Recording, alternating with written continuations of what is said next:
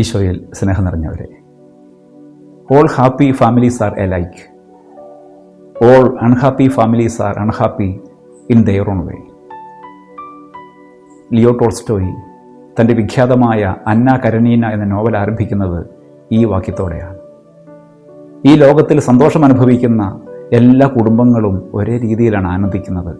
സന്തോഷിക്കാൻ അവർക്ക് ഒരേ ഒരു കാരണമേ ഉള്ളൂ: അവരെല്ലാം പങ്കുവയ്ക്കുന്നവരാണ്, എല്ലാം ക്ഷമിക്കുന്നവരാണ്, എല്ലാ കുറവുകളെയും സ്വീകരിക്കുന്നവരാണ്. ആനന്ദം അനുഭവിക്കാത്ത അസന്തുഷ്ടമായ കുടുംബങ്ങൾക്ക് അവരുടെ അസന്തുഷ്ടികൾക്ക് അവരുടേതായ കാരണങ്ങളുണ്ട്. അത് വ്യത്യസ്തങ്ങളായിരിക്കും. നിസ്സാരമായ കാര്യങ്ങൾ മുതൽ പർവ്വതാകാരം പൂണ്ട വലിയ കാരണങ്ങൾ വരെ അതിനുണ്ടായെന്ന് വരാം. ബൈബിൾ പരിചയപ്പെടുത്തുന്ന ഒരു ധനവാനുണ്ട്.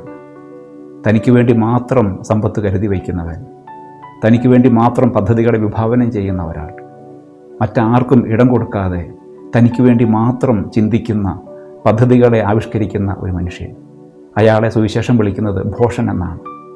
അതേസമയം ഒന്നുമില്ലാതിരുന്നിട്ടും, കാലിത്തൊഴുത്തിൽ പിറന്നിട്ടും, കുറുനരികൾക്കും ആകാശപ്പറവുകൾക്കും അനുവദനീയമായ സൗകര്യങ്ങൾ പോയി നിഷേധിക്കപ്പെട്ടിട്ടും സന്തോഷത്തോടെ നടന്ന ഒരുവനുണ്ട്.